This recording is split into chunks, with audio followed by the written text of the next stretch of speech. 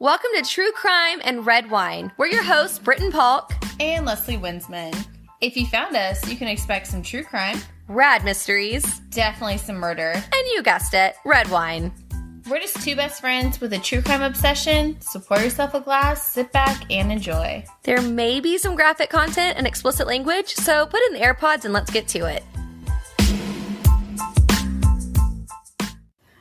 You know what's funny? Like, we keep talking about this, how like, you're coming to your more rebellious side. And it's like, and I've like mellowed out a tiny bit, but I think everybody still expects like... The worst? Like, I was good friends with a Britain. Like, I don't think Okay, that's true. You don't understand how much I've mellowed out. Like... I don't know that I would have liked you then. No, you would have, because I also... Like, my really good friend, Katie... But I don't know that you would have liked me then. I don't think I would have liked you. Well, I don't think I would have liked you. You would have. I didn't even like my husband. I'm nothing like Dallas. I know, but it's funny because I'm that kind of person. I'm like, I hate that person. I love this person. But you would have liked me pre-Dallas. Oh, yeah. Well, I don't know. Would we have been stepping on each other's toes? We might have just been having a lot of fun together. We're both very alpha. We probably also would have been dead at this point if we knew each other back then.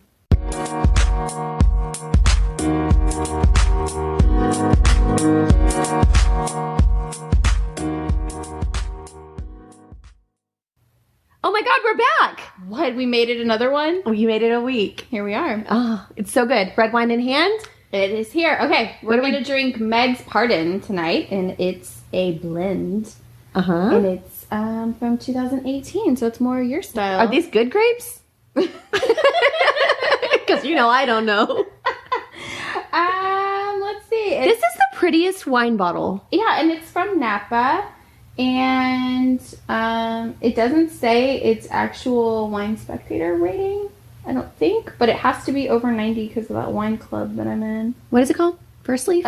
Meg's Pardon. No, the wine club. Oh, yeah, called First Leaf.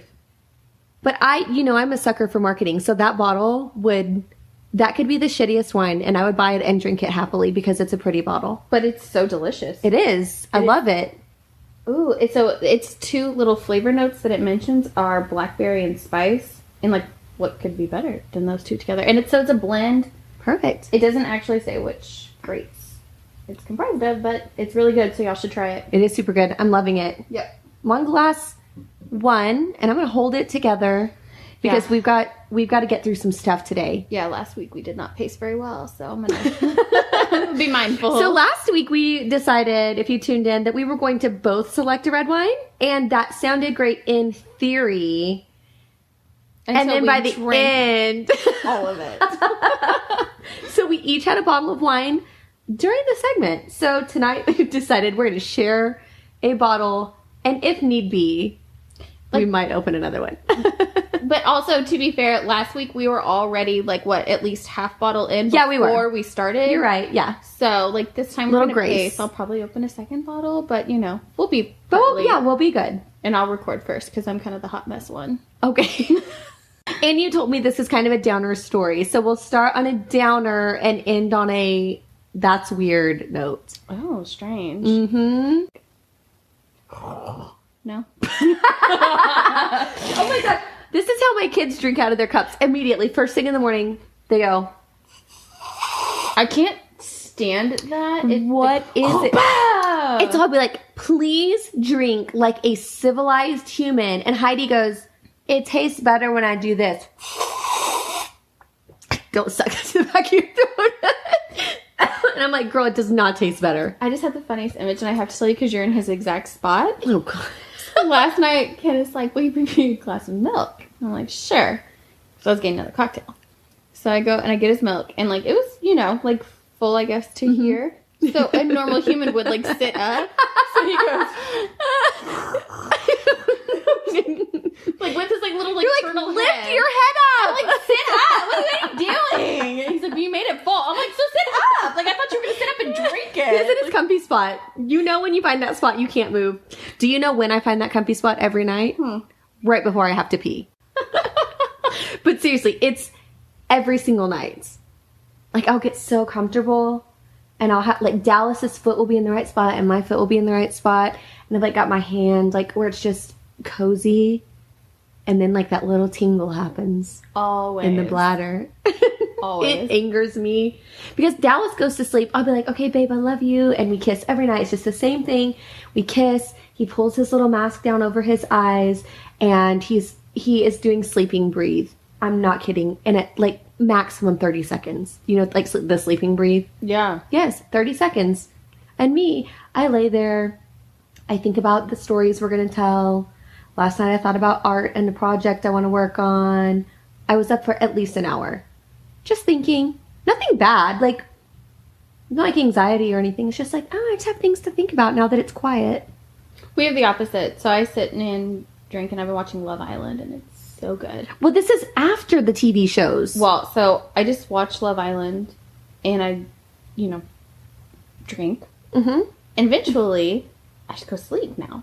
And it's wonderful. Yeah. And then Kenneth, and then he'll turn on his stupid show.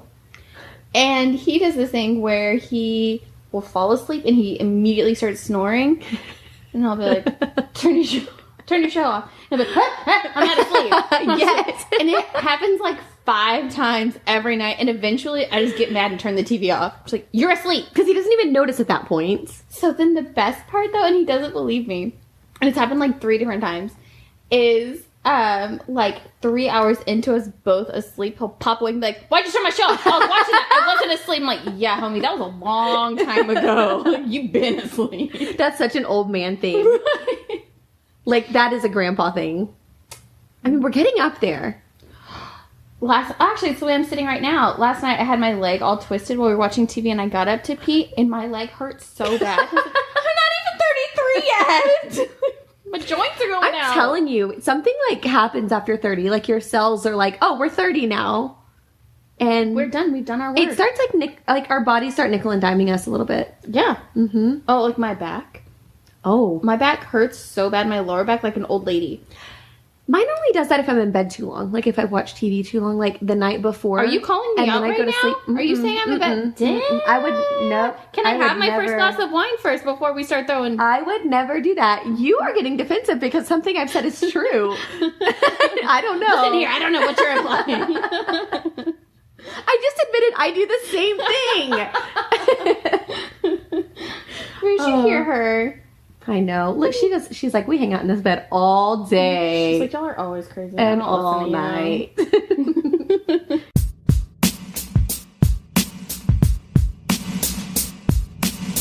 Okay, girl, I'm ready. So lay it on me. What are we talking about today?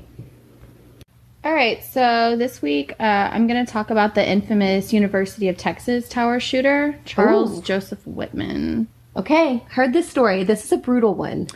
It's a really brutal one, but also being born and raised in Texas, I was kind of surprised at some of the stuff I'm going to tell you about that I didn't actually know. All right, you going to history buff me? Maybe a little bit. Okay. You might already know it. Maybe I'm just... Only because I've heard some of the stories. But I bet you're going to surprise me with a lot of things. Don't put pressure. I've never dug into this on my own. I've only heard other retellings of it. So I'm excited to hear your rendition. Here we go. So he was a really intelligent 25-year-old former Marine who committed what is considered to be the first ever mass murder.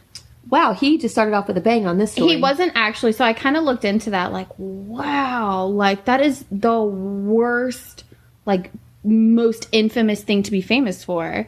So there was actually a school bombing, like, in the 20s, I think, but it wasn't considered, like, the first mass murder in the same way because, like, this was the very first time that there were actual reporters there. We have live footage, like, kind of the first documented. All right. But it's billed as this is the first mass murder in America. So, anyway. All right. Here we go.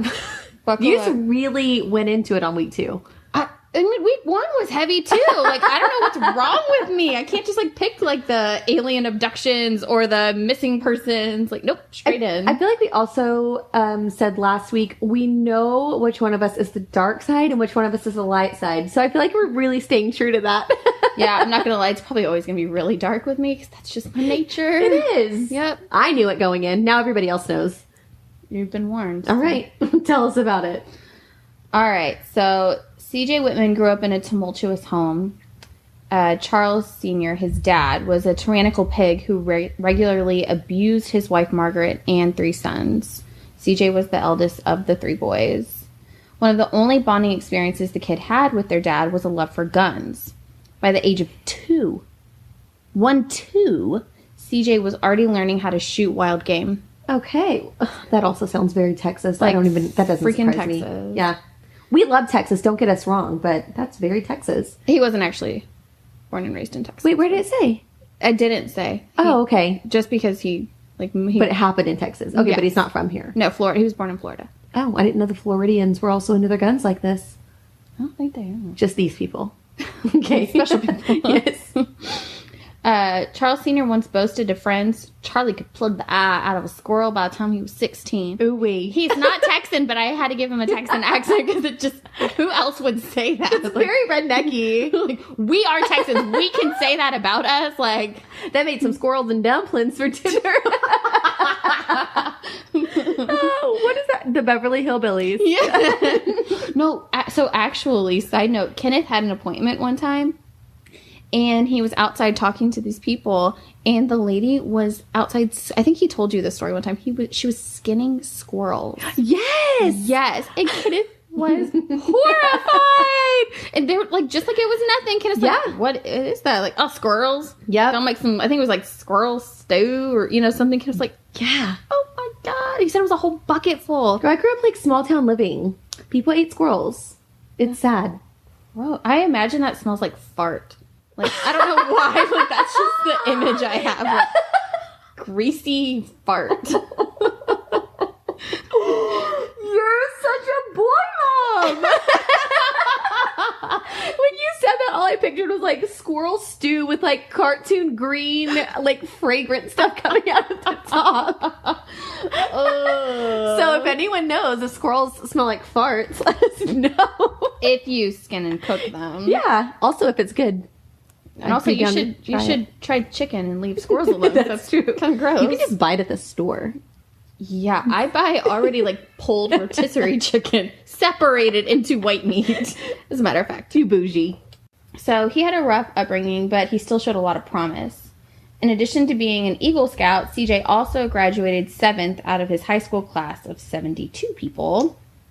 Top 10? Yeah, I mean, it's Yeah. only 72 people, but, like, Yeah. give credit where it's due. Like, Sure. he was the 7th. Mm-hmm. But instead of pursuing college, he secretly enlisted into the Marine Corps. So, one night... Sorry, I'm saying so much again. Dallas, please don't scold me. So, one... I can't stop. It's hard. At least we don't say like a lot. Do we not? I don't even know if I notice it anymore. No. I might. Like, no, I don't feel like comes out that often. You want me to pop you in the mouth if it does? No. Okay. I'll just ask him. Just edit it. I think that sounds better. Much easier, less painful. So, is that better? I don't know. This is, guys, not even a glass of wine in, I promise. This is just us all the time. Say it again. Meh. No, so. So, You're going to say it again. I was about to. It's so hard. It really... Oh, I almost did it again. One night... One night, he was out drinking with friends, came home super drunk, and his dad busted him. His dad beat him and then threw him in a pool. So CJ... So was in context. It was a sentence. I It's heard a fanboy. Yep. Okay. Got it. Okay.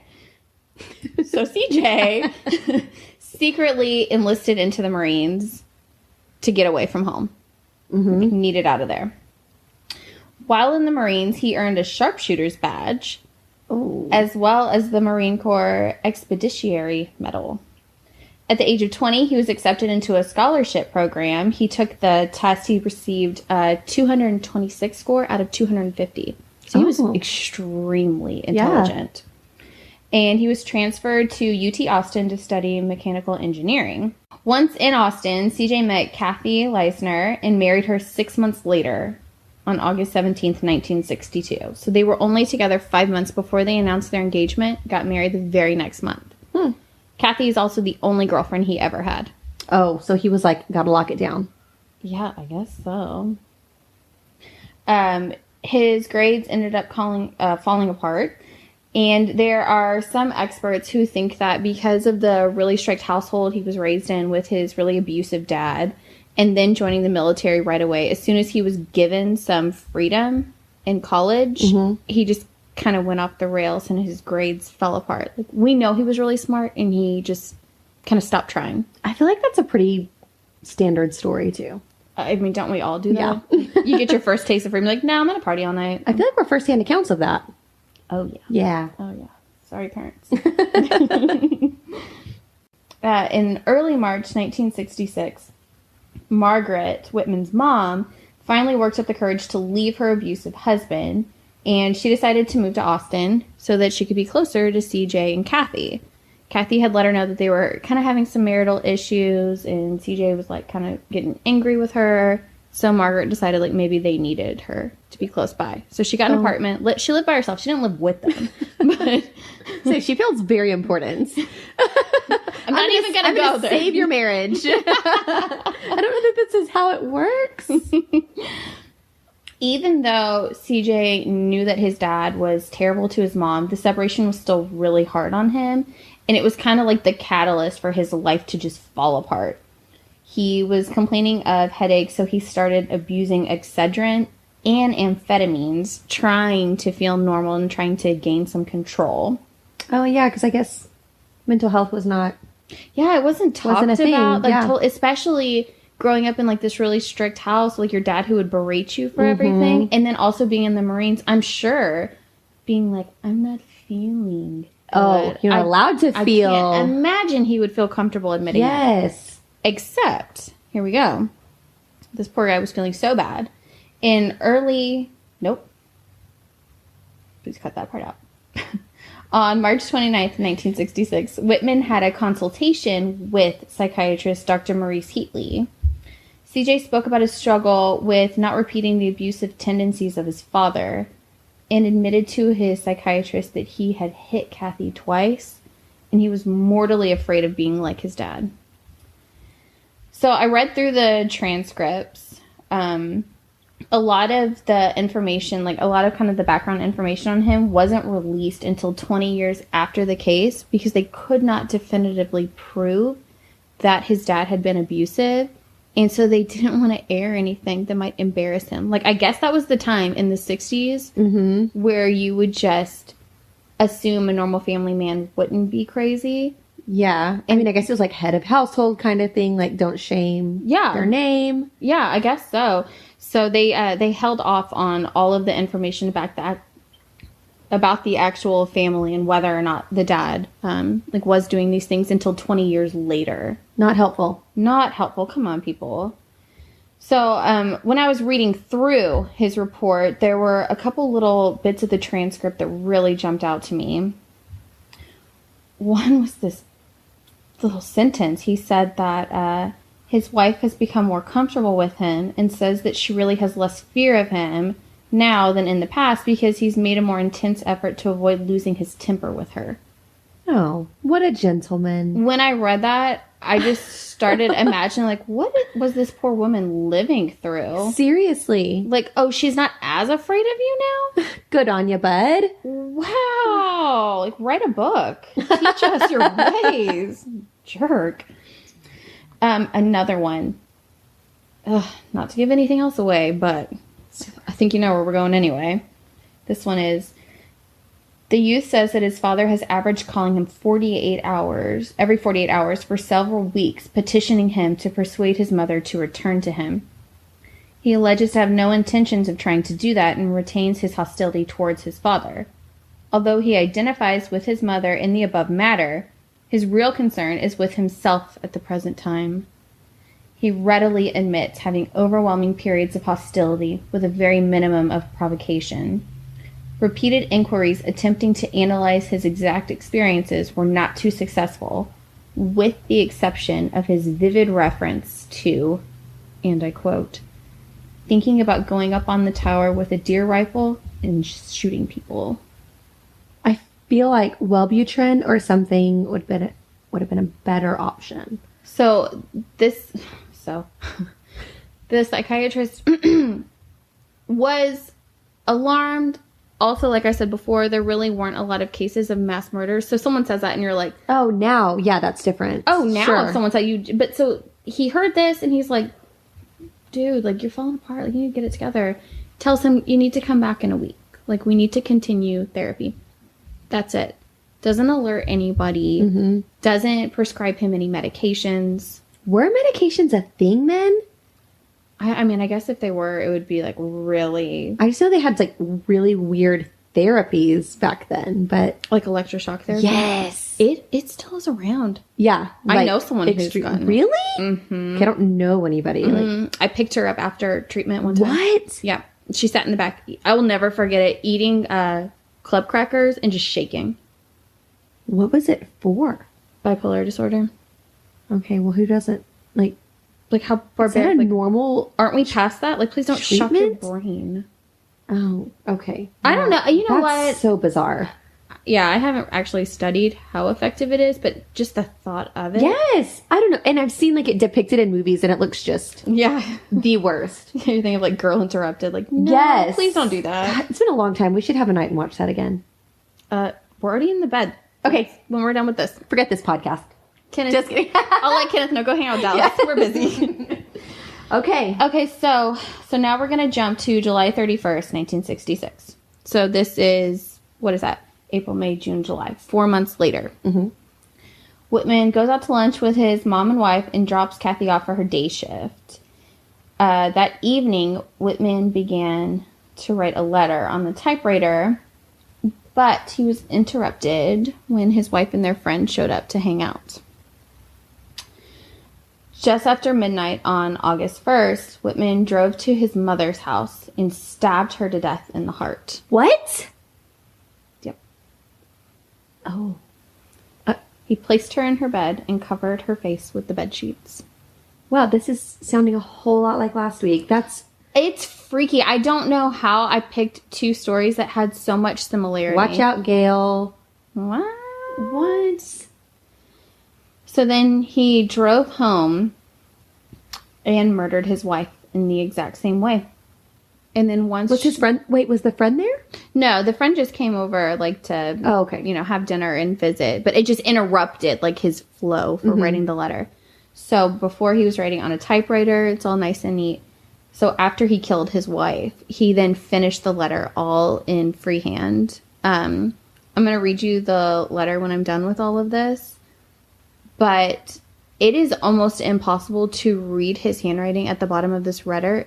At the bottom of this letter, it is just almost like scribble. And I looked at other samples of his writing, and he actually had pretty nice penmanship. So he just was like manic at this point? Exactly. I think it just shows how erratic he was. Mm-hmm. He finished the letter at 3:48 a.m. He wrote down the time, like that he was interrupted, wrote down the time he came back to finish it. Like wanted all of this documented. So August 1st, he goes and rents a truck and cashed $250, which like for today would be about $2,000 of bad checks at the bank. He then drove to a hardware store where he purchased a .30 caliber Universal M1 carbine and 2 additional ammunition magazines and 8 boxes of ammunition, telling the cashier that he was planning to hunt wild hogs. Not quite. Like, that's kind of a rude way to describe people. Seriously. At a gun shop, he purchased 4 more carbine magazines, 6 additional boxes of ammunition, and a can of gun cleaning solvent. That's like a freaking crap ton. It's an arsenal. Like, that's... Like, you're going to war? Yes. Last shopping stop was to Sears, where he purchased a Sears Model 60 12-gauge semi-automatic shotgun. I have one of those. I'm just kidding. No, I'm scared. I don't have any guns. And then he returned home and he sawed it off. So. Man, like, it's almost like he didn't even... Like, it was planned. Like, yes, but... He was like just going, he was doing it. Like he was committed. He went to all these different stores. Yeah, it comes off very like chaotic. Like you were writing a letter, notated you were interrupted, like hung out with your wife and her, you know, friend. Wife goes to sleep. You go and kill your mom, come back home, kill your wife, and then you sit down, finish your letter at 3:48 a.m. So it's not like there's like a whole lot of time left to sleep. Like, I don't even know if he did go to sleep, because then he's up at the store. Yeah, so It's a lot. okay. So now we're back home, morning up.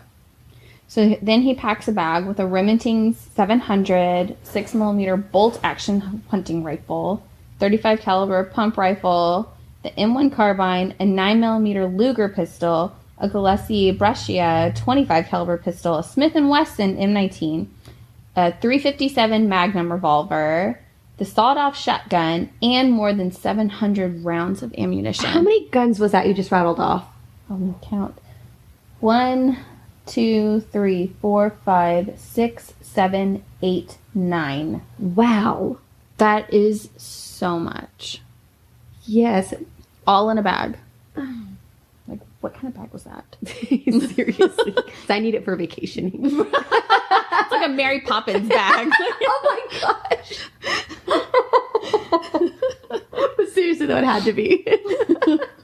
God, that's a crap ton of ammunition. So he also packed food, coffee, vitamins, Dexedrine. You're not going to need those vitamins. Excedrin, earplugs, jugs of water, matches, lighter fluid, rope, binoculars, a machete, 3 other knives, a transistor radio, toilet paper, a razor, and a bottle of deodorant, because nobody wants to smell bad when you're being a psycho.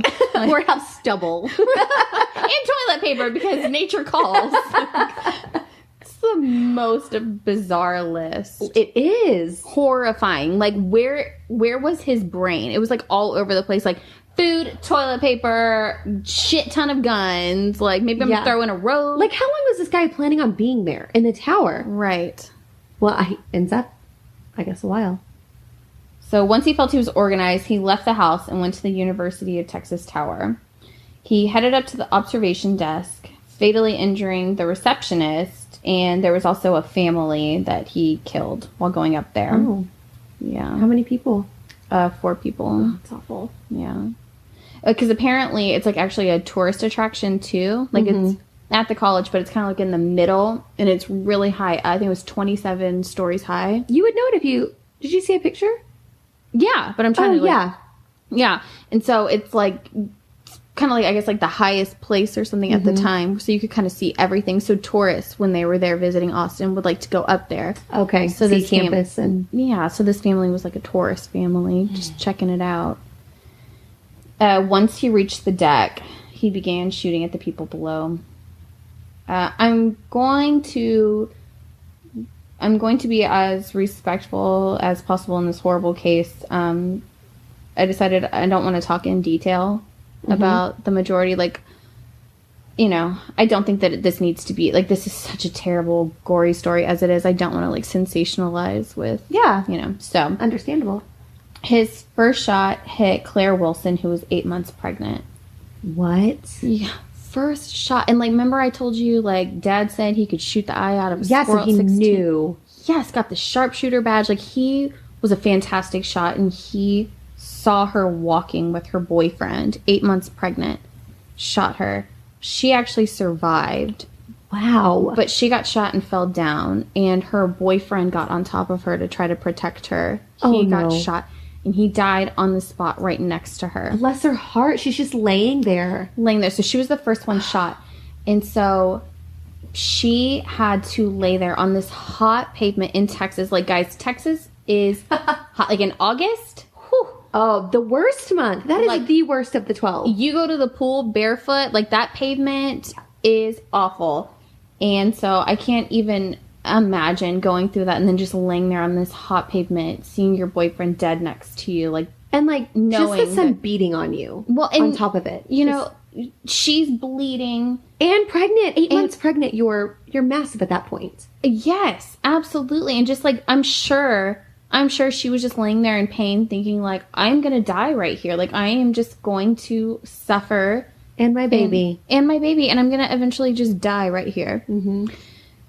So because she was in the middle of what they called the mall, and so it was like a big open area. And so nobody else could go out there to try to pull her body back in.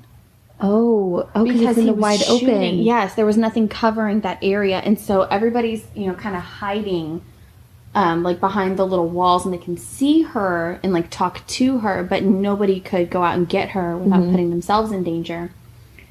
So, eventually, in like this story, like this part of it was just like in the middle of this terrible tragedy. It's like, but people are good. Like humans can be really good. Like, so in the middle of all of this woman named Rita Star Pattern, who had never met Claire before. Star Pattern. It's the best last name. I feel like I love her. Also, I read that she had bright red hair, which made her just so much cooler. Oh, she's like a firecracker. So much cooler. Like, she had like the best joints, and like she was just the coolest. If I get a dog, I'm naming it Star Pattern. Okay, let's go get a dog. Okay. My husband would not be happy with either of us. But it's fantastic. So I'm about to fall in love with Rita Star Pattern. Yes. Okay. So Rita understands that they can't move Claire. Obviously she's, one person. She can't move her. So instead, she runs out from safety and goes and lays down with her and stayed with her the whole rest of the time. Partly to keep her conscious because she was losing blood. And then also just to comfort her. She was just talking, Claire, like risking her life for this stranger. Risking her life. Also, like, not only is there like a very real threat here with an active shooter, this pavement is super hot. Yeah. And this woman, just like the goodness in her, she could not take seeing her out there suffering alone. Rita. And just went out there to be with her. So, like, that, it just I know, that's really me. moving. I know. I am not even an emotional person. Like, I don't like any of that sappy stuff. And I was like, oh. Your heart grew? I'm like the Grinch. You like, 2 are sizes. All because of Rita. All because of Rita. Be a Rita, everybody. So, Whitman shot most of his victims near or in the heart. In total, he ended up murdering 16 people and wounded 30 more. What? On the campus. So it was, I keep saying so. That's a lot of people. Were, like, emergency services even able to come in at all? What? Oh, I'm sorry. Jumping. Okay. You should be a reporter. You ask good questions. It's right on pace with where I'm going. He was able to shoot at all of these college students for so long because there wasn't a protocol for what to do for a mass shooter. Yeah. It really hadn't happened. They never considered it. The SWAT team actually credits this case as the reason of their inception. Like, because of this, because there was no, like, emergency plan for what they would do. Like, the other, FBI and police and all, they did not work together before this. Like, there just wasn't, like, a big, massive, like, in the spur of the moment. Yeah. Like, it was each department for their own. Yes, there wasn't just, like, a panic, alert that they could send where all hands, are going to rush in. Like, also, can you imagine living during a time when we don't go into a building or a room and immediately find the exit in our mind? Yes. Like, people, they lived like that before this. Like, they never thought anything like this would ever happen. No. Like, if we go to, like, have lunch with our kids, we get buzzed into a door, then we show our ID, that gets scanned. Yeah. Through the predator system, whatever that's called. And then you get a sticker on your shirt so that any teacher who looks at you knows that you're supposed to be in there. Yep. And this time, like, they had tourists just on campus. Yeah. And, there was no one expected this. They just got to live their little happy, hippie lives. It's the 60s. As much as I don't love the things that happened back then, to just have that freedom to... Woodstock. To live like that. No, Woodstock was early 70s, wasn't it? I think it was like 71. Was it? I think all I know is summer of 69. So Austin PD officers, they could like talk to each other from their cars, but the majority of them didn't even have portable radios at this time. They couldn't even communicate with each other to like coordinate their attack.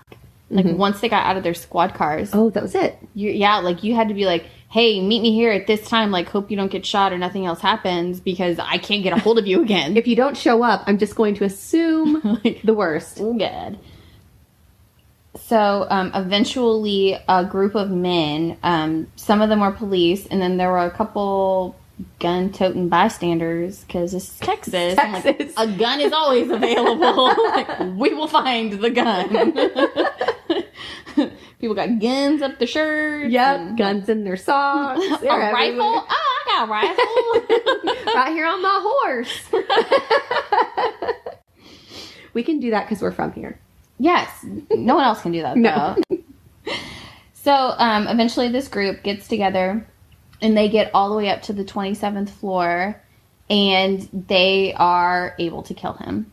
And, like, not only kill him, the police officer, Martinez, he empties his gun into him. The key's not coming out. And then for good measure, and I always say this when Kenneth and I are watching horror movies, and they'll, like, shoot the person, like, once in the arm.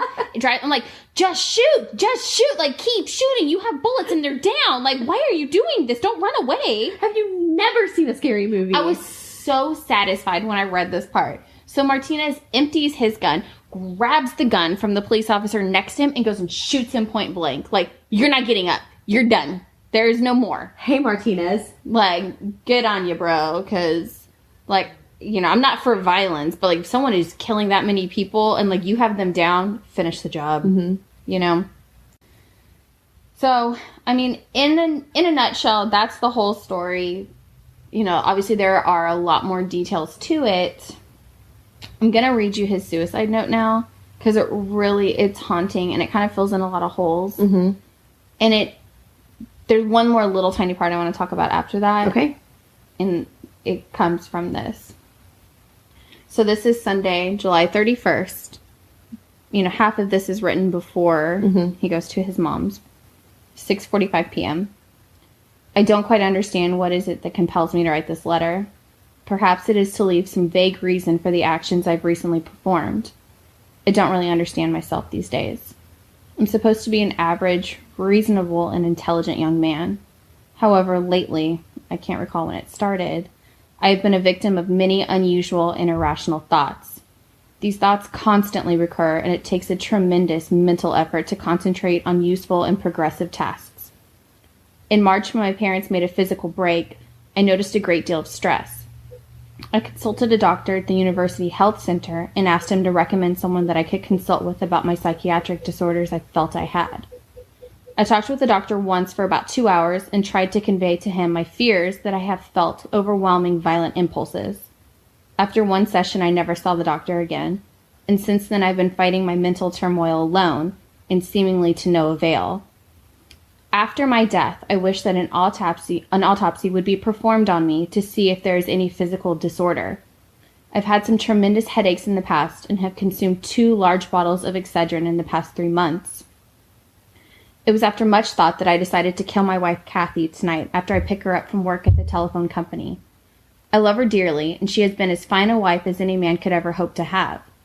I cannot rationally pinpoint any specific reason for doing this. I don't know whether it is selfishness or if I don't want her to have to face the embarrassment my actions would surely cause her. At this time, though, the prominent reason in my mind is that I truly do not consider this world worth living in, and am prepared to die, and I do not want to leave her here to suffer alone in it. I intend to kill her as painlessly as possible. He used a knife. He stabbed her in the heart. Also, earlier when I was reading this, my phone changed it to iPod instead of I don't. But I held it together. You didn't even notice. Like, I didn't want to, like, break stride. Like, this is so somber and serious. Like, iPod. I don't think you had an iPod. Similar reasons provoked me to take my mother's life also. I don't think the poor woman has ever enjoyed life as she is entitled to. She was a simple young woman who married a very possessive and dominating man. All my life as a boy until I ran away from home to join the Marine Corps. Then it stops. It says, friends interrupted. 8/1/66, Monday, 3 a.m. Okay, so things went down just now. He literally, this was all on a typewriter. Very nice and concise. Also, it is odd, and it has been notated, if you caught it, that he was writing in past tense. Like, I killed my mother. Yeah, like he was, yes. But, but supposedly, like, in his timeline, he hadn't killed her yet. This was supposedly written before. Yeah, so he was writing it for the reader right later. After, yes. Yeah. So then this next part is written by hand. And like I said, it's like erratic. It's very shaky, kind of hard to read. Because at this point, he's already started killing. At this point, he's killed both of them. Yeah. So this is 3 So his adrenaline's like... Yes. So it left off with until I ran away from home to join the Marine Corps. I was a witness to her being beaten at least once a month. I imagine it appears that I brutally killed 2 of my loved ones. I was only trying to do a quick, thorough job. If my life insurance policy is valid, please pay off my debts and donate the rest anonymously to a mental health foundation. Maybe research can prevent further tragedies of this type. And then there's a P.S. Give our dogs to my in-laws. Tell them Kathy loves Shoshi very much. If you can find it in yourselves to grant my last wish, cremate me after the autopsy. So he mentions in there multiple times, like, he really thinks something's wrong. Like, please autopsy my brain when I'm dead. Yeah, that makes me, like, I know he's a bad guy. I know what he did was, like, absolutely horrendous. But also, like, that makes me really sad. So listen to this. Because, I mean, I had the hardest time when I was researching this case because it was like a wave of emotions. Like, he knew, like, he was... Anyway, so listen to this and then we can discuss. In the autopsy, they found a pecan-sized tumor pressing up against his amygdala, thalamus, and hypothalamus. This, in case you don't know, well, you probably do know because of all your medical stuff, but this region of the brain is crucial for emotion and behavioral control. In his original autopsy, the coroner did not say that he did not think that this tumor, like, could have been responsible for the killings. But this was also the 60s. They didn't necessarily understand. Yeah.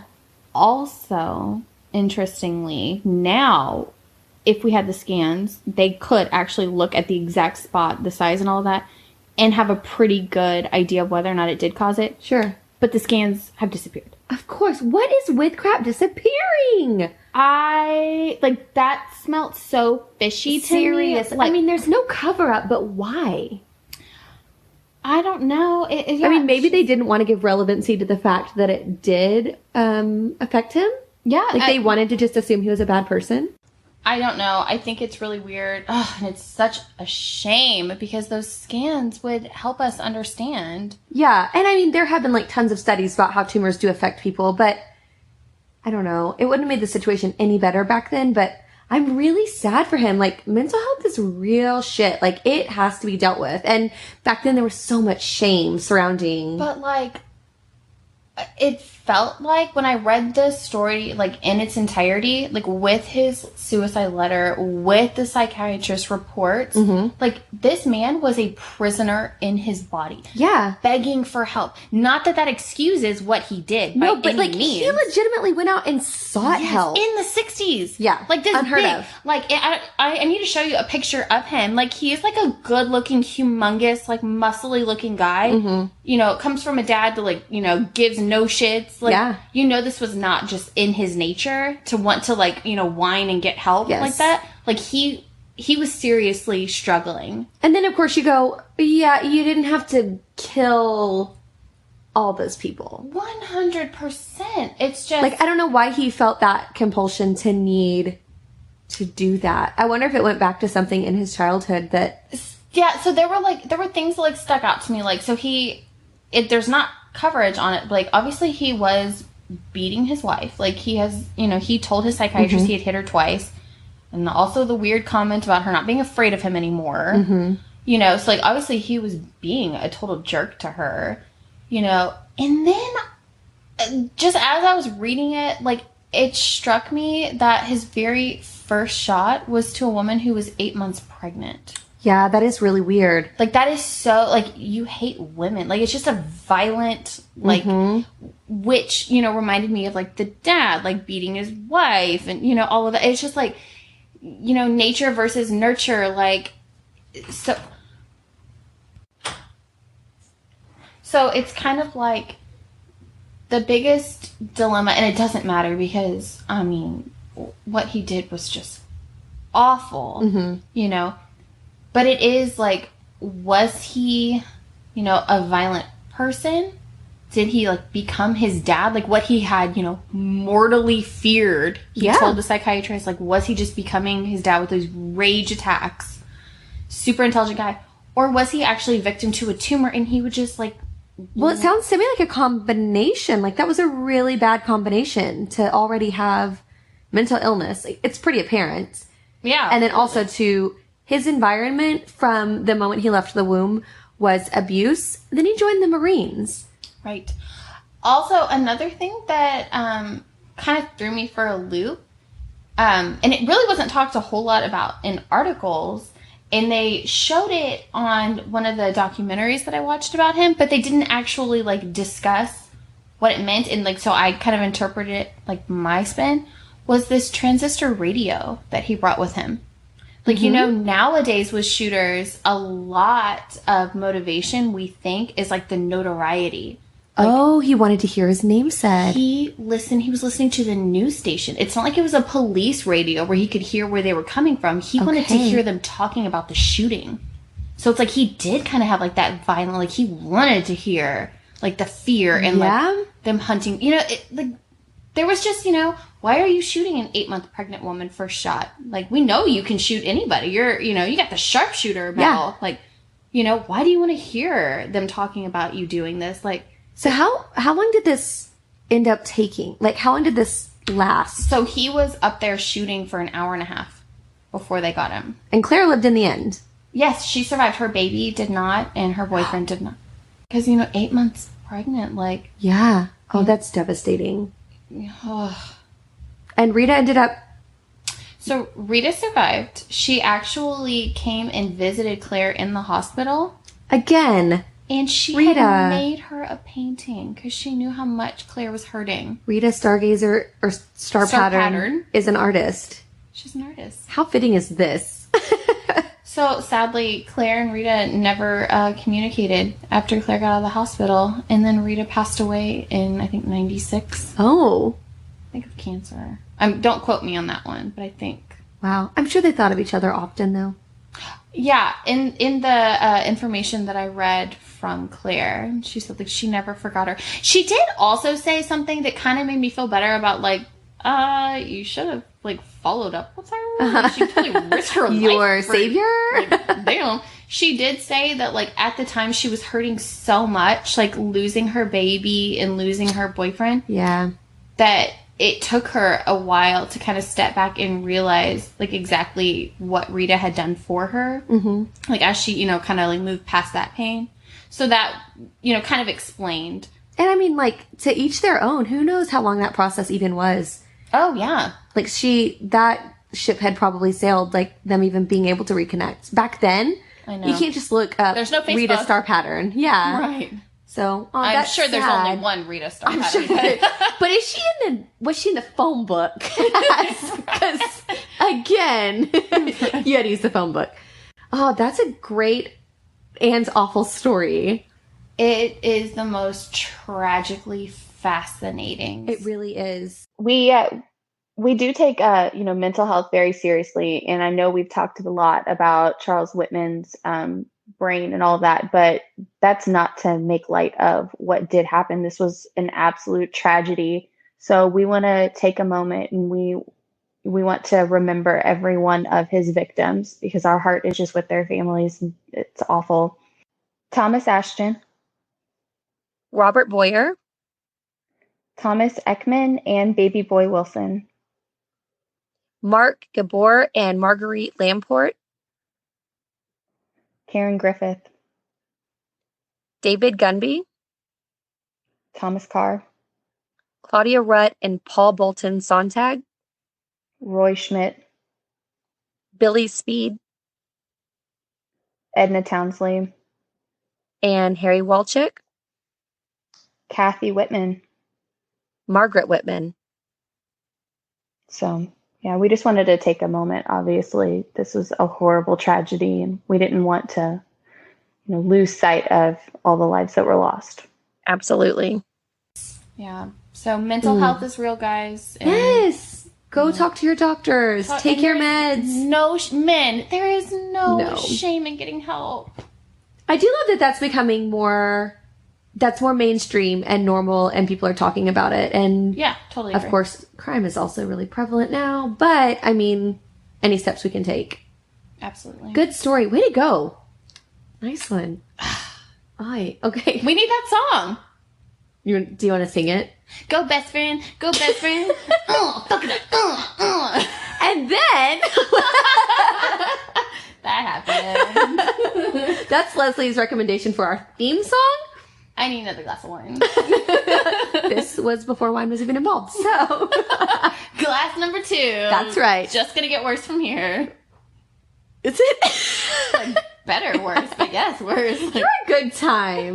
We're a good time when we're drinking. We are the best pair. The Yes, worst we best are. pair. Hashtag the worst best pair. That's just us. Why isn't that the name of our We're podcast? going to rename the podcast the worst best pair. I feel like people would agree with that. Everyone would agree with that. They would. Oh, they'd be like, we hate them. All right, mine might not be as seamless as yours. I've only read through it twice since I changed my story today. Get your shit together. I know. But I'm totally no, really, I hate that I've only read through it twice, but I ran across it and then I was like, I have to do this one. Okay, I'm really excited. Okay, I didn't even title it. Let's see, what can we name it? I can't even I don't name know it. what it's about, so I can't help even name you. it at this point. Okay, I'll name it at the end. Okay, yeah, that works. And I'll edit your voice in. This story is called... Great, that's going to be our placeholder. Okay, so I'm about to blow your mind. Oh my gosh, I'm ready. I'm really excited about this. Okay, so I heard this story a long time ago, like not super long, like a year and a half ago. And then when I was doing research for the story, I stumbled across this. And of course, I didn't know all the details back then, and it was already fascinating. So when I got into it, I was like, well, I went down the rabbit hole. I was like, oh, I remember this case. I need to go back and reread. And then I was like, nope, I have to change it. So that was at 10 a.m. this morning. You're such an early worm. I got up at like 7:45 today. That was late. That's gross. What do you mean that's... It is summer. Yes. Like, Is 10 it? a.m. like... No, I was doing homework at 10 a.m. for this. All right, so messed up and weird story coming at you. It's not gruesome. Well, it's gross in some parts, but it's just really interesting. So essentially what happens in this story is a couple adopts a little girl from the Ukraine. Oh my god. Do you know this one? No, but Okay. I'm just horrified. And also, I would love to adopt a little girl from the Ukraine. One of my best friends adopted 2 little boys from Russia. One of your what? I'm sorry. What did you One say? of my Abilene best friends. Is that better? What? She's so wonderful. But they adopted 2 little boys from there. And the orphanages there are the ones that they know of were really bad. But this was in Florida, but the little girl's from the Ukraine. But after just a short period of time being with the family, she started acting really strange, and her behavior came... Behavior? But... behavior. Yeah, there it is. She started acting strangely. Her behavior became downright effed up and creepy. And eventually they realized that this is some messed up shit, and they were living in a complete movie script. So... Wait, I do know this. You know the story, or do you know the movie? Because the movie is The Orphan. Yes, I know the movie. Do you know the story? No, blow my mind. Okay, so... Was it a Guillermo del Toro movie? Girl, you know I don't watch you're scary such a- movies. Oh, I won't say that word. You're a chicken. You're a kitty What cat. other animal? Yeah. You're a PC kitty cat. I do not watch scary movies. I like a good creepy story, but that movie apparently was like real creepy. Okay, so from the beginning, Natalia Grace. What a name. Yeah. It sounds like she should have been a superstar, but that's not what happened. So she's a little girl. She's from the Ukraine, and she gets adopted by Christine and Michael Barnett. They were a good old standard Christian couple from Indiana. Christine was a parenting author and motivational speaker, so this woman knows about parenting. And she was known for her expertise in the area of special needs because her and Michael had 3 sons. The youngest of them, his name was Jake. When he was 2, he was diagnosed with autism. So that's kind of where her passion came from in the authoring of the books and things like that. Okay. So they also ran a children's daycare, and like these people obviously loved kids. Yeah. Jinx. Can we also talk about how that would be my freaking nightmare? To run a daycare? Hell no. Like, it's not a secret to my close friends that I don't like other people's kids, except for, like, my friends' and family's kids. And even those are, like, some of them. Like, make your kids behave. I can't. And I'm just kidding. I'm just kidding. My kids are angels. No, that's my issue with other people's kids. I don't like... Okay, so Jamie would straight tell you, Britton says she doesn't like other people's kids or dogs. She has told me before, she's like, that's one of your things. And I'm like, that is absolutely something I say. It makes me sound like a bad person. I mean, you said it, not me. It's kind of true. No, I'm not kidding. Or no, I'm just kidding. No, but really, I don't love those things. I love your girls. I don't hate dogs. I don't care about your dogs. I don't like... Trine's hilarious. Britton has a 3-legged dog, and his eyes turn outwards like Ed from The Lion King. He's my baby. And he gets CBD when it thunderstorms because he loses his mind, and he's because like the he best. Can't. He just can't. Why can we not see inside his brain and know his thoughts? Because they would be incredible. Do you know why? Because it would be a hollow cavern. Like nothing happening. So these people are, you know, apparently really great people. Have all these kids, run a daycare.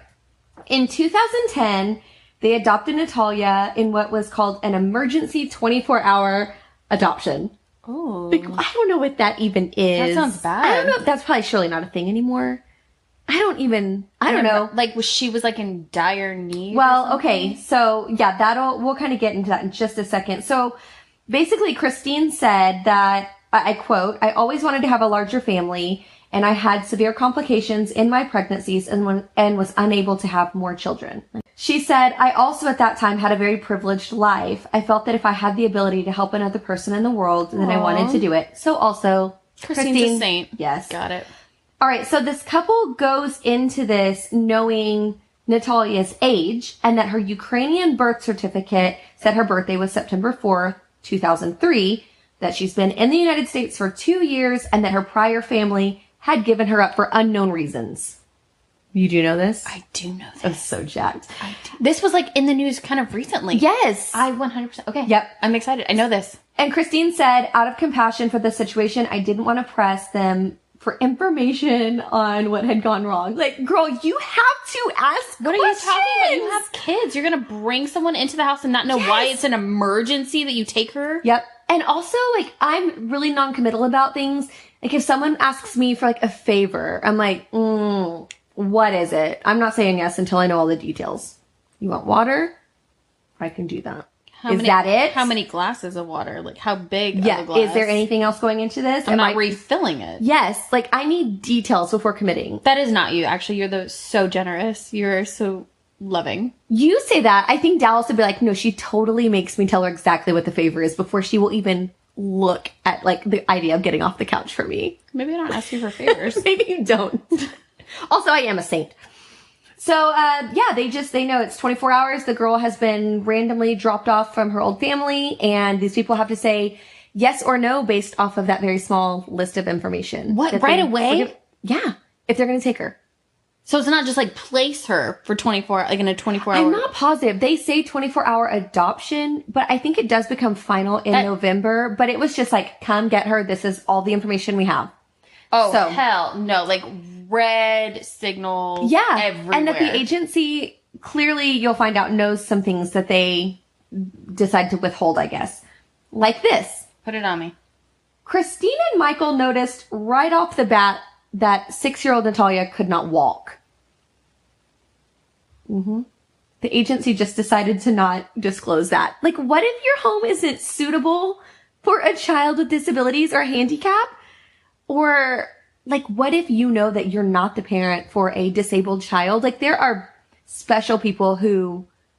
Oh my gosh. Yeah, so they get her and they're like, oh, she can't walk. Okay, so what happens is it turns out Natalia has a form of dwarfism, and the specific type of dwarfism she has meant that she was only going to be about 3 feet tall and she would have issues walking. Like, okay, it's fine. The Barnetts were excited to expand their family. They raise her as they would their own biological children. So they take this girl, they go to Disney, they go on ice cream dates, they have fun family nights, they shower her with love, and they totally just integrate her into their family like she's always been there. Yeah. Okay, so then things start getting a little weird. They took Natalia to the beach for the first time with her brothers, and the boys all run into the water like kids do. Well, Natalia can't walk, so she wants to be carried. She wants one of the parents to take her into the water. I mean, personally, I like to be carried into the water because I don't have to put my feet down and get pinched by a crab. You don't even get in the water. I really don't. But if I did, I would want to be carried. Well, so did she. This is not the story I thought it was. Oh, it's not? It's not. I don't think so. You'll hear some of the stuff and be like, yep or no. I don't remember her not being able to walk. Oh, that's a kind of big part of it. Yeah. Oh, yeah, the dwarfism is a huge part. Okay. Well, I the dwarfism, yes, but not the not walking. It could still be the same. Do you know what I'm talking about? Surely it is then the same, because the dwarfism is, you would know. So she wants to go in the water, but she wants to be carried because she can't obviously get there herself. Okay, so the mom and dad are like, okay, girl, like, we're tired. Give us a few minutes and then we'll take you in the water. Like, they're tired because they have 4 kids. Like, am I right? Yeah, it's exhausting. At the beach? No. 4 kids. No. So they're tired. They tell her, yeah, in a minute. Natalia's pissed. So she springs up and runs to the water. What? Wait, what? Yeah, like, girl, you couldn't walk 3 minutes ago, and now you're, like, running towards the water like you're about to start an Ironman triathlon. Oh. So the parents were, I mean, I wasn't there, but I guess that they were like, okay, it's interesting. So that's weird. So she can walk, I guess. So I don't know if they think this is weird at this point or suspicious at all. That was the first time that things were like, all right, this is interesting. All right, Christine grew more alarmed when she saw the little girl naked for the first time. Okay, this is the same one. Yes. Okay, I didn't know about the walking thing. It is the same one. But this is it. This is when you know. 100%. So she goes to give Natalia a bath, okay? Yep. 6-year-old child, full set of pubes. Yep. Christine said it was very apparent that Natalia was not a 6-year-old child. Like, I hit puberty late. I am still, in fact, waiting for my boobs to show up. You're a baby. Yeah. I started my period at 15 years old. Like, I was such a late bloomer, like, on all fronts. And which I wish I had appreciated that more, like, to not have my period. Like, right now I'm like, oh, damn it, this period. Where are you, menopause? Yeah. Take this away. Is it okay to be welcoming her at this point? I'm not having any more kids. But, like, the earliest back then, okay, or back when I was a teenager, the earliest that I ever knew of any of my friends having their period was 11. Now, these days we pump all of like our chickens and cows full of hormones and all that shit that has completely changed the game. But I think when I researched, what I found was like the earliest that puberty generally begins is 9. So she's a 6-year-old. And like, even if it began, like, she has pubic hair. Like, she has a full like, Jennifer Connelly, right? Like, full set of lady hairs. Not just like your hormones are changing and like your BO is starting to kind of smell. Yeah, like this lady grew in. Like you got a bush. Yes. Like straight up. Yeah. No. So 6 years old, Christine was like, no, this is absolutely not a 6-year-old child. Natalia also didn't like age appropriate toys. She enjoyed being with older girls instead of kids her age. And she had a really extensive vocabulary for a 6-year-old child. Like, my kid is 6, and she's the smartest, and she uses some big words. But apparently this kid's vocabulary was, like, out of this world, not normal. The example they give... definitely use bigger words, like, just to... Yeah, and the example they give isn't great, but apparently to Christine, it was a real, like, okay, this is interesting. Okay. So, you know, Christine runs this daycare. Yeah, so she's around kids. She kind of knows. Yeah, like developmentally. You shouldn't be saying those things. So one day, Christine is running the daycare. I guess it's at their home. I'm not sure if there was a secondary location. But Natalia goes, these children are exhausting. I don't know how you do it. You're one of them. And I'm sure Christine was like, preach, girl, but also you're kindergarten age. Like you're the problem. You are why I'm exhausted. Yeah. So she was saying like this, okay, the vocabulary, all of this is just getting really weird. Then Christine began finding bloody clothing in the trash. Like a period. Yep, suggesting that Natalia was having her period and trying to conceal it. Natalia also hadn't grown at all, and something that a child with this specific type of dwarfism she should still be growing at the age of 6. Obviously not at the normal rate of a 6-year-old, but she shouldn't have stopped growing at this point. And Christine says she didn't grow anymore at that point. Christine talked to their family doctor, and he ordered a bone density test to get a better idea of Natalia's real age. The results suggested the little girl was at least... Do you want to guess? Do you want to guess how old? I know this story, I think. Okay, so don't tell me. He guessed that she was at least 14, if not older. I think she's older, right? Maybe. My guess is... I don't... Like, I've never researched this story. I remember this just happening. Yeah, at this point, that was his guess. So, yeah, there will be years added on. But, yeah, at this point of her... She's supposed to be 6. The doctor says she's at least 14, if not older. She had... Connor. Yeah, so patient and kind Christine, precious woman, I know there's always... Christine, that's her new name. Yeah, there's always another side to the story, but at this point, I'm like, bless this woman. She doesn't lose her damn mind and start running for the hills like I would have probably done.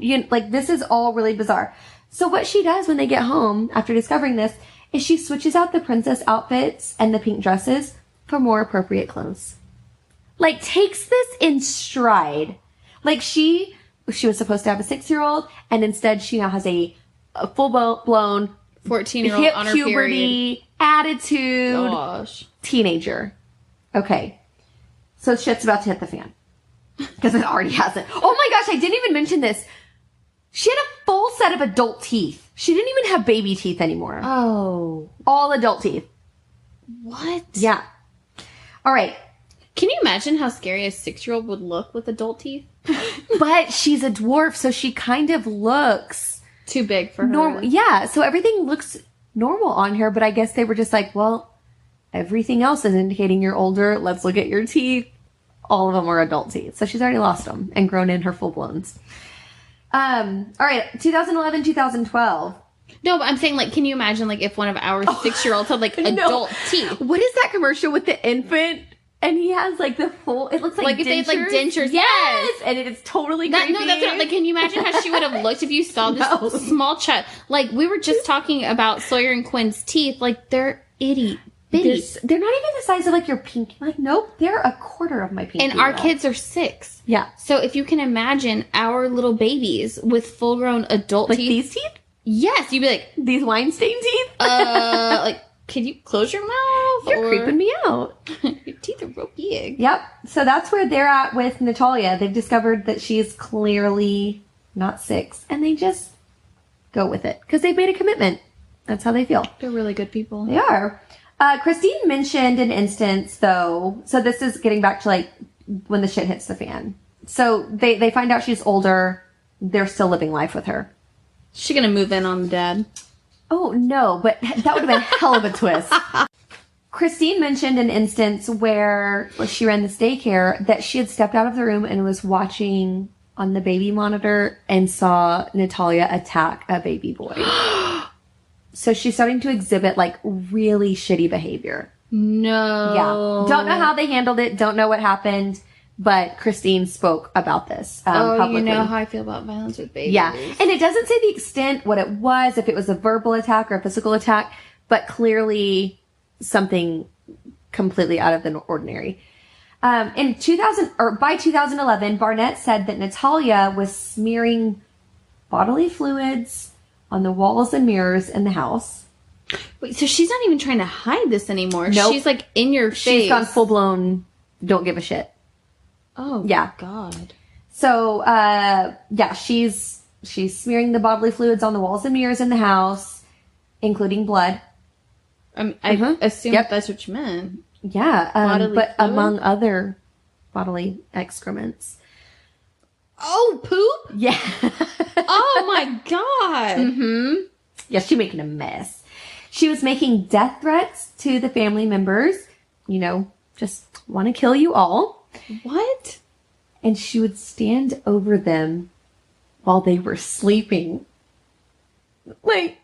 How creepy is this? Okay, so Quinn and Heidi have done this to me before. Not death threats. But they will come into your room. They're not smearing poop on the wall either, right? They will come into my room and I will jerk awake from the sleep and their face is like 2 inches from my face. And you know, there's like moonlight coming in the window just enough to like light up their eyes and then they look like total creepers. So like, you're terrified in that moment. And like, all your kid wants is a hug. Or like to cuddle. Right. In their house, they woke up to the child standing, the teenager standing above them that has previously told them that she wants to kill them. Something I forgot to mention also is that she started jumping out of moving cars. Oh. Wow. I'm not positive what that looks like, but it sounds dangerous. It sounds painful. I don't know what that means. Like, this is all the information I could find. It's like she was jumping out of moving cars. Like, I'm imagining, like, a car just, like, driving down. Like, you're gonna, like, jump out and, like, roll and scrape. Or was she doing it at stoplights and she was, like, getting out and running away? I don't know. But that was also one of the weird instances they talked about. Is it bad to say that they should just do an emergency out there 24-hour? I think that there are laws that you can't just leave the kid there. No, I mean the same thing that happened to them, like an emergency 24-hour. Oh, like drop her off. But somebody adopt this child. They're so committed.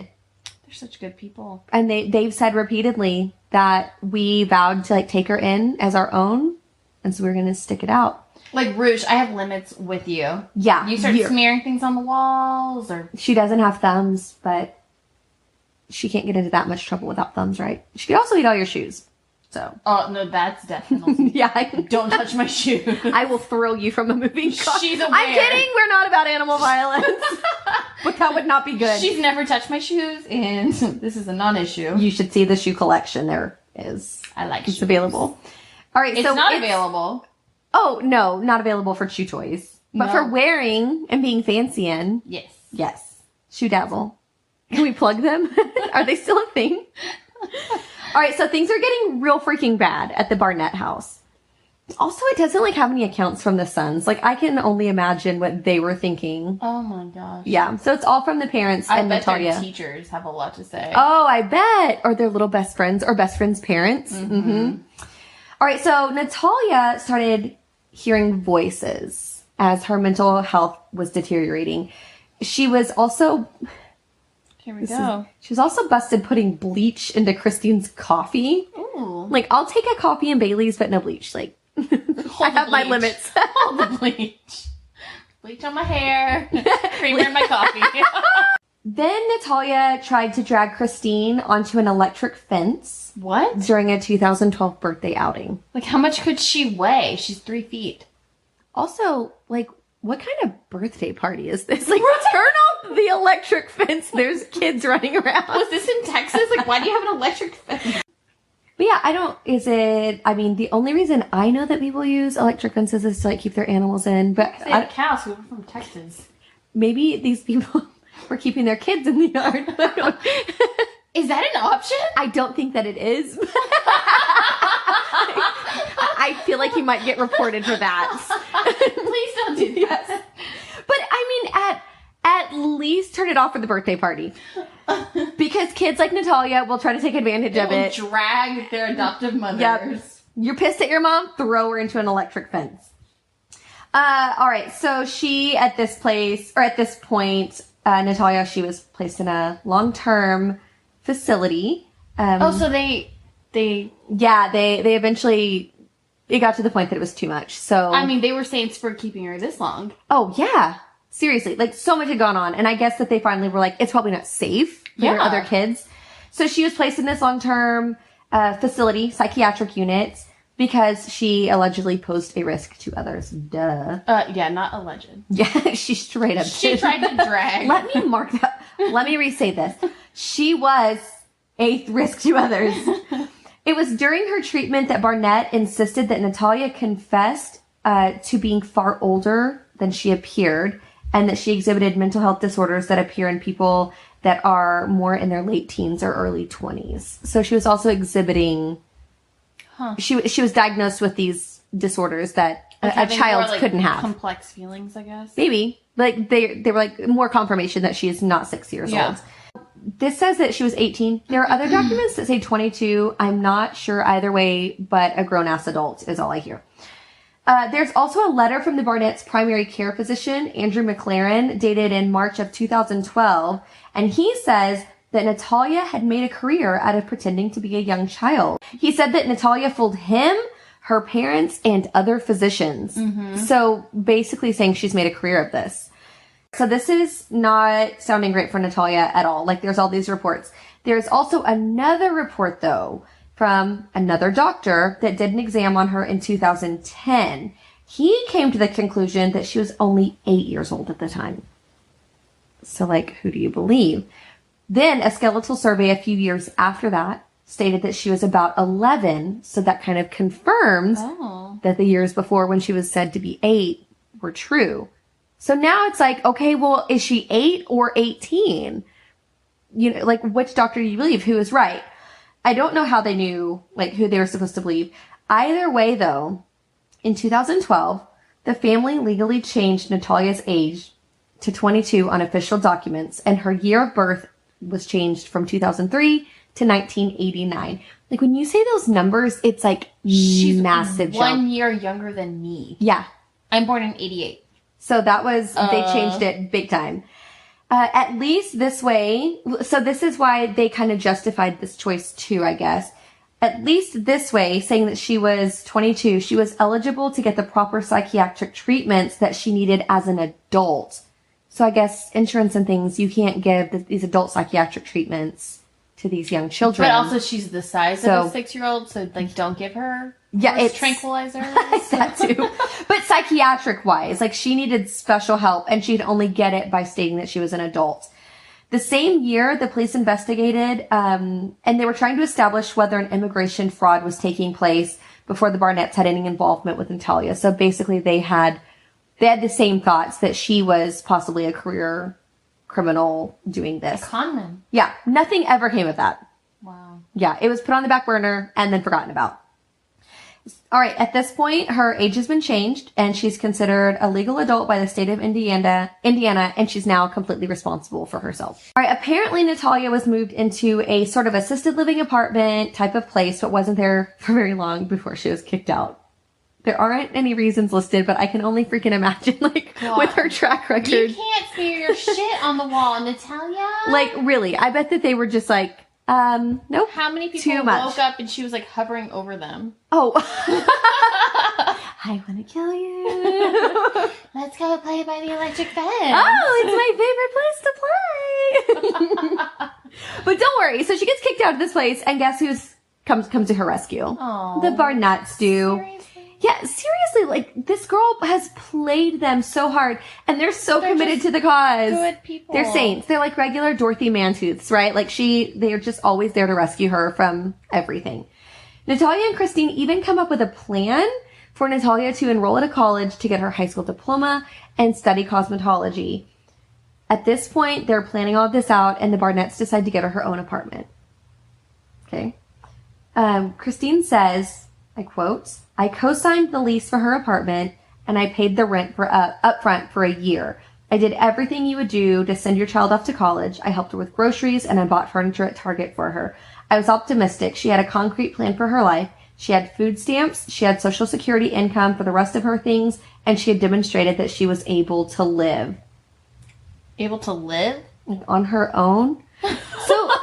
So in my head, I'm thinking, like, a lot of the time I'm like, yeah, they're like really good people. And then I'm like, but you obviously had this mentally ill child, and now you're tired of dealing with her. So you're like, screw it. Just get her an apartment and we'll pay for it. Go live there. She can live. Yeah, go do that. So she's probably going to remember to feed herself. Yeah, so now I'm like, okay, maybe it's getting messed up. Like, maybe this is really not a good situation. All right, so she's moved into this apartment. Bills are paid. She goes to school. She makes some friends. And everything is, I guess, pretty normal. She's living as an adult in, dressing not like a 6-year-old anymore. Just regular run-of-the-mill kid. The same year that they moved her into that apartment, the Barnetts up and moved to Canada. Oh, get the fuck out of Yep. Sorry, get that. But this was so Jacob, their son that has autism, who, did I mention that he was autistic, but he has the IQ of a genius? No. Yes, so he has an incredibly high IQ. Yeah. So they moved to Canada because Jacob was going to attend the Perimeter Institute for Theoretical Physics in Waterloo, Ontario. And how old was he at the time? I don't know. They didn't say. Ooh. Yeah. So special school opportunities for Jacob. And they needed to go with him. Yeah. So they moved to Canada and said, peace Okay. out, Natalia. Life-changing event for their son. Yeah. By then, however, Barnett says Natalia and her had stopped communicating. Barnett then stated in an interview that she was actually afraid that Natalia had stopped taking her medication and was probably posing as a child again for another unsuspecting family. I wonder what kind of medication she was on. I know they said who that knows? she saw a psychiatrist. Yeah. Can you imagine the things they diagnosed her with?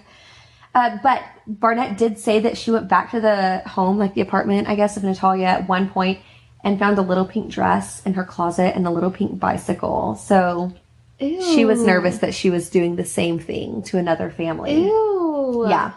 Then one day, Barnett got a letter in the mail stating that Natalia had changed Michael, the dad, from the beneficiary of her Social Security income to someone else. And they don't know who, but I think that they were like, okay, super, like, bye. Like, just no strings attached. Yeah. Done. Move on. Yeah. So, but Christine even says that the last time that they spoke on the phone, that Natalia was like, yeah, I'm just cooking spaghetti for my family. Like, things are really normal.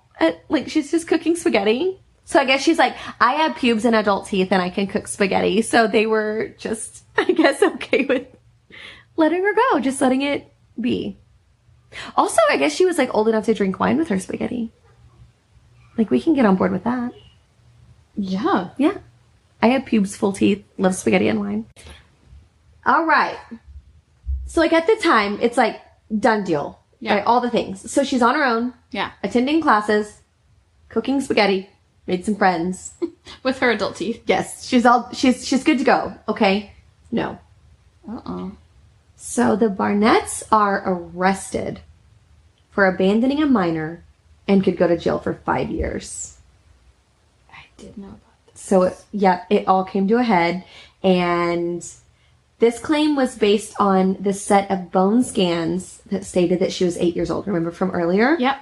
So that's where they based these claims that they abandoned a minor because of those scans. Which is like ridiculous because there are multiple scans. And they were going off of a doctor's opinion on how old this person was.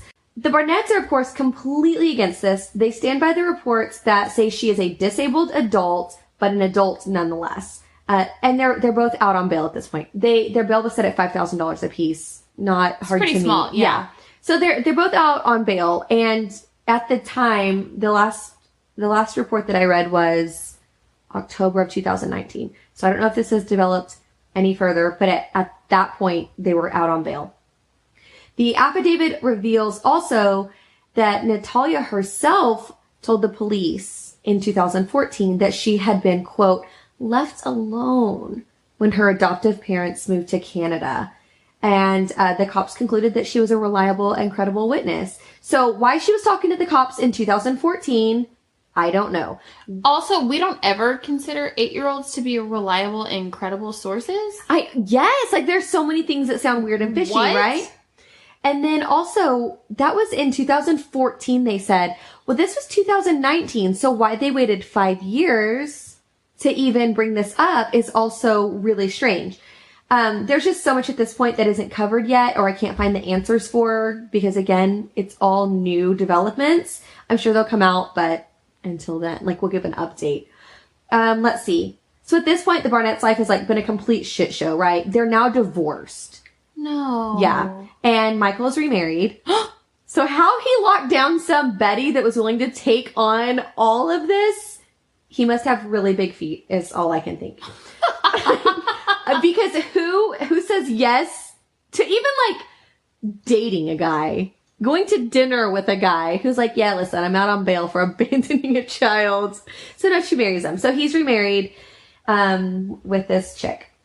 Poor Christine. Mhm. She's just Which, like, who knows why they divorced? I mean, I mean, they have a lot of reasons at this point to not like each other. Oh, wait, there's gonna be a little something you'll hear too of course. that could play into that. So back to that document, it also says that when an officer spoke with Michael on September 5th, 2019, he admitted he knew all along that Natalia was a minor child when she was allegedly abandoned. What? Furthermore, the affidavit adds, I quote, Michael Barnett admitted Christine Barnett told him to tell others Natalia looks young, but she's actually 22. What? Mm-hmm. Okay, but his attorney denied that his client made any admission of guilt. He said the police affidavit is not true. Michael never said he knew that Natalia was a child. That was told to Daily Mail TV. Always has the latest gossip. So credible. Yeah, so there's just all this back and forth. Who's telling the truth? Are the cops lying? Who's lying? He's lying? We don't know. All right, so real quick, let's talk about why the story all picked back up. Because remember, this went on years ago. There was a new Christian couple named Antoine and Cynthia Mans who unexpectedly applied to become Natalia's guardians. Oh my gosh. So in order to become her legal guardians, though, because of the way the system works, they would first have to reverse the order that changed her age. Yeah, because she's an adult. Yes. So they would have to change that back, saying that she is now a minor. So that's then they abandoned a minor. Yep. Yeah. So they gave this a good old college try, but the original ruling was upheld and the couple eventually dropped the guardianship petition. So the court was like, no, we're sticking to the fact that she is an adult. Okay, at this point. I feel like you should give some dramatic I don't know. Members of the jury. Wait, let me find out if it's good here or if I should use it later. No, it's good here. So Christine and Michael Barnett both stand by their stories and fight for their innocence, which is understandable. They're good Christian people. They've raised these 3 boys. Their lives and livelihood was wrapped up in her being an author of a parenting book, in running a daycare, and being a motivational speaker. This is their life. And now there are claims that, they abandoned a child. But even after, they supposedly abandoned her, they got her an apartment, they paid for the apartment for a year, they furnished the apartment. Yeah. They didn't just, wash their hands of her. No, but also then I go back to the fact that what if she was making their life so awful that they were like, I don't even care. Take a year's worth of rent, move into the apartment. I'll furnish it. I'll buy you groceries. Just get out of my life. Could Quinn figure out how to pay rent? No, but that's what I'm saying. If she was 14 or 22 or 16, because no one really knows how old this girl is. Golly. So is it are they being saints, or at this point are they just screw this, I'm washing my hands of it? Yeah. So Christine says, I am being charged by the state of Indiana for crimes against a child when the state of Indiana has determined multiple times that Natalia was an adult. From day one, this is a mission of love, but when you bring a child into your home, you expect them to be a child. To be accused of this is unconscionable to me. It's just horrifying. Now Natalia is apparently living with some pastor's family in Indiana, and things are golden for them. The family treats Natalia like a teenager, and it's all sunshine. Does she rub shit on their walls? I don't know. This is the last thing that I found about where she actually is now. So, in 3 years, we're going to hear that, she something else stuck the mom's head in the oven. I can only imagine. I hope that doesn't happen. That sounds insensitive. Oh, I know, but at this point, she's done she so was much. dragging Christine to an electric fence. Yeah. What is she going to do this, Mom? But, who knows? She obviously did something to the prior family. So nobody ever followed back with them? No one said. Because I don't think they can even probably release that information. I guess. Yeah. Technically. So now she's jacked with the Barnetts. Now she's with this other family. All right, so that was kind of the end. Wow. And then there was a tiny bit of snooping left. Ooh. And Daily Mail reports that they found a woman claiming to be Natalia's birth mother in Ukraine. She told the site that her daughter is a child and that she was forced to put her up for adoption because of the girl's physical disabilities. So there's some other unverified crazy crap, and the case is still new. But the woman does say Natalia's age is 16 years old at this point. So they would have abandoned her when she was a child. The woman whose name I will absolutely slaughter. I'm so excited. Her name is Anna, but let me spell her. Pronounce first. Volodymyrivna Oh, that's pretty. Gava. Oh, his last name. And the Gava. She told Daily Mail that she was forced to give up Natalia 16 years ago when the girl was a child or an infant because her and Natalia's dad divorced and she could not financially take care of her. She says, "Daughter, forgive me for what happened 16 years ago. Visit soon for me to see you. We are waiting for you. You have 2 sisters and 2 brothers." Daily Mail TV saw documents from the orphanage that took Natalia in showing that she was admitted in October 2003. The document and Gava's comments would suggest that Natalia is in fact a child despite Barnett's claims. Gava told Daily Mail that she was told good people in America would be adopting Natalia. Gava said Natalia remained in an orphanage for 5 years until an American couple adopted her in 2008. She says, "They told me these are good people in America. They will pay for everything. The child will be normal." She told them, Daily Mail TV, that they said that the Americans would do a surgery that she wouldn't be able to afford. They said the surgery was going to be like $80,000. And all she wanted was for her child to look normal, which I know sounds bad, but in this woman's mind, that's what she wanted and wanted her to live a normal life. I mean, I feel like if my kid had a disability and I could pay money to help them lead a more average life, I would pay anything. That's what she did. Yep. Absolutely. It says the American family who originally adopted Natalia gave her up in 2010. So it says she was adopted in 2008. They gave her up in 2010, as documents indicated, 2 years. And Christine and Michael Barnett took her in. And that was where the Barnetts and Natalia began. And all of this stuff followed after that. So all of my sites were like Insider.com, Daily Mail, and Crime and Investigation. They all say the same thing. There's nothing new with the case and what's happening and who's right and wrong and who's lying. But that is the story of Natalia. The story of Natalia and the Ukrania. It's pretty jacked up. I hate to say this, but like, poor Natalia. Well, but also, like, what if she is really a child who, like, has gone through some shit? So wait, let's go through the math here. Okay. So 2003 was her birth date.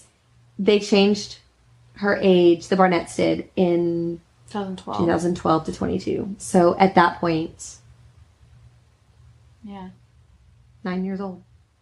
So I don't know how old she is. I have no idea if she is in her 30s or... Britton, this is fascinating. Like, I feel like I'm going to spend all tomorrow just looking into this. But you can't. Like, there's not enough information. I think in a few years, like, maybe that'll be different. I did see that she did a show with Dr. Phil. I did not watch it.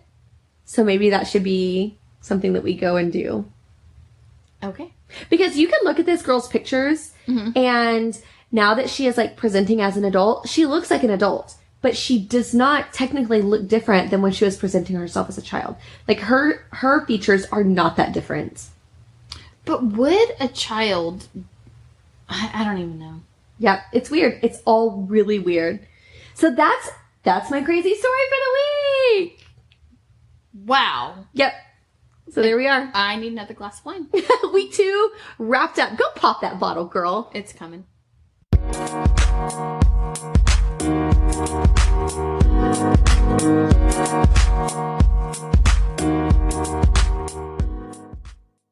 I feel like this was easier when we had been drinking. Like, I'm glad we're not. And like, well, also, I think the first one, you feel like you have to preface everything. But it also just felt like way more like, fine, I'll chug this. No, I'm just saying, like, I'm sweaty. Like, I was not nervous last time because I was, like, in such a good buzzy place. Like, yeah, let's do it. I don't know.